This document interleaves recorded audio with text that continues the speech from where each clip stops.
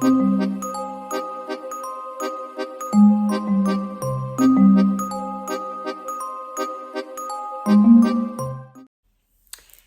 welcome to this new video. My name is Martina Vincenzi and I am the founder of the VIP Flight Attendant Academy Private Jet Coach. On today's video, I would like to explain and clarify a little bit better how does the roster system work like on board of a private jet. Well, first of all, we use a slightly different terminology in the business aviation industry. So the roster is actually a rotation in this field. A rotation intent of an amount of days during which you are on duty. So I'm going for my rotation. I'm starting my rotation tomorrow. This is the way we normally refer to it. When you are away for your duty period, so for your rotation, you are normally standby. If there are any flights, you go and fly. If there are no flights, you sit in the hotel in the city where the aircraft is parked at the moment. Okay, so you stay with the jet during the entire rotation, unless something happens, like the jet breaks down and you need to take another jet because that jet has some maybe technical issues that need to be resolved. But let's say in general, as a general rule, you start your rotation with a jet and you keep the jet all the way until the end of your rotation, if everything goes right. But we know it's aviation, and therefore there are a lot of question marks and a lot of unforeseen circumstances that shows up at any time during your rotation, actually. If you are flying for an owner, for example, so you are dedicated to that specific jet and that one only, then you basically never change your jet, right? So you stay on that jet all the time, every working day of your career, and that's it. However, the concept is the same. You are standby. If there are any flights, you start preparing your flight and you go and fly. If there are no flights, you sit where the jet is located. Okay, you have, of course, an hotel which is provided by the company, and you just stay there waiting for something to happen until the end of your rotation comes up. So then you will go home. In the contrary of what a lot of people may think, the rotation or the rostering of a private jet not necessarily requires you to relocate somewhere else. So you can easily stay in your hometown, so long as you have an international airport.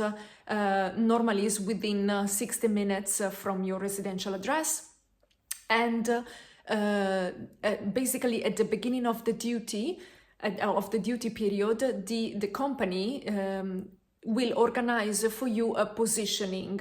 It's called positioning. So that means that the crew member is moved from the city where his or her residential address is to reach the jet and the crew wherever they are in the world. Normally, the positioning is happening during with a flight with the airline. But nevertheless, it could be also a train, it could be a car rental, it could be absolutely anything. That's why it is quite convenient for you to address in your CV if you have a driving license, because this is quite important to know. So they know that they can move you with a car. They can just arrange for you a car and you are able to reach whatever airport they want you to go to. So on day one of your rotation, you're going to positioning out of your base, of your city, to reach the jet and the crew wherever they are in the world. Then you continue with your duty days, stand by. If there are any flights, you go and fly. If there are no flights, you stay in the hotel. And then at the end of your duty period, from wherever you are in the world, you are going to be repositioned back to your city. Now, there are some companies that basically promotes a list of accepted bases, and you have to pick in between one of them.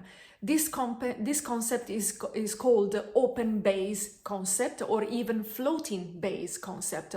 So they list out all the cities that they are happy, they're happy to position you out from and back into, and you just pick whatever is closest to your residential address. So actually very convenient. There are also some other situations where they actually ask you to relocate somewhere else, but I would say is not that common anymore, but indeed still present somewhere. Well, talking about the duration of your rotation on board a private jet. In Europe, the most common roster pattern is 15 days of duty and 15 days off, where the 15 days of duty are all together, all in a row, and then the 15 days off are again all together, all in a row. So basically on day one of your 15 days rotation, you are going to be positioned out of your base to reach the jet and the crew wherever they are in the world. Then you continue with your work. And then on day 15, they will reposition you back to your base, allowing you to go back at least within midnight. Otherwise, that will fall into a next day, so it's an extended rotation. You have 1 day extra, the 16th. However, this is not, it's not necessarily have to be 15 on, 15 off. This is the most common. However, there are some other solutions. For example, 10 days on, 10 days off.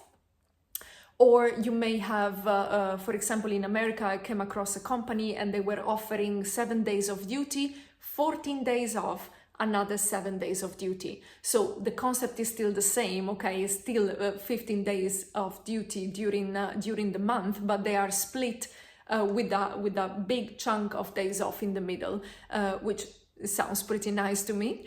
Otherwise, some other companies in the Middle East, for example, they are normally for a longer period of duty followed by a longer period of days off. For example, 1 month on and then 1 month off, or 2 months on, 1 month off. So it really depends, but let's say normally in the Middle East you have a longer period of duty, during which they normally provide you accommodation, and they also provide you the airline tickets to reach the Middle East at the beginning of your duty and then go back to your home country at the end of the duty.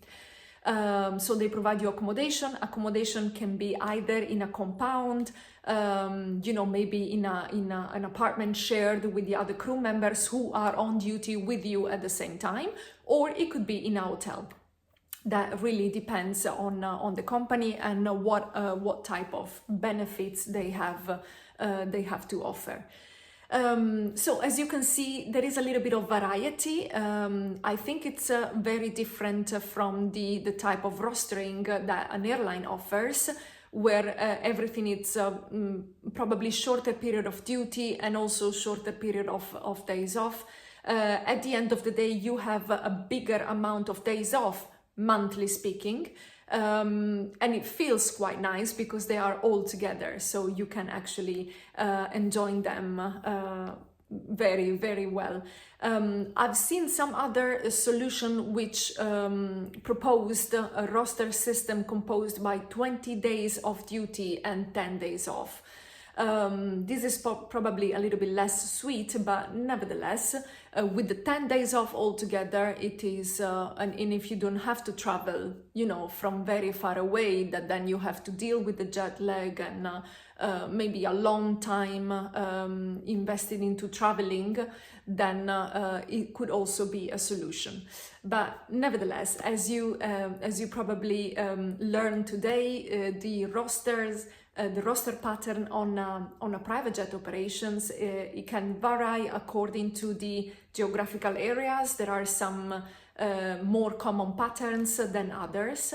And technically speaking, you have all days of duty altogether and then all days off altogether, which makes, I think, the job feeling less tiring than an airline, because you have more time to rest. During the 15 days of duty, not necessarily you are flying every day. It can happen. It did happen to me, but definitely is not number one rule. Let's say if you are, in the middle of summer in Europe, let's say July or August, beginning of August, then it's more probable that you may have a lot of flights. But nevertheless, this is not happening all the time, every time. So you do not fly all the 15 days altogether, but you have a few hours, normally 36 hours after 7 consecutive days, you can actually rest. So 2 consecutive nights in the same place where you can rest and recover. And this is very, very convenient, because at the end of the day, 15 days away from home and 15 days with your suitcase and working, it can be quite tiring. Well, I hope that the roster pattern of a business aviation operation is now a little bit clearer. As always, if you are interested into private jets, VIP flight attendant life, and the business aviation industry, please feel free to reach out. And also, I recommend you to follow the 11 C's, the podcast powered by Private Jet Coach, where I lead some interviews with the business aviation profiles and professionals for you to learn more about this world, about this field. So that's all for today. Ciao for now, and baci baci.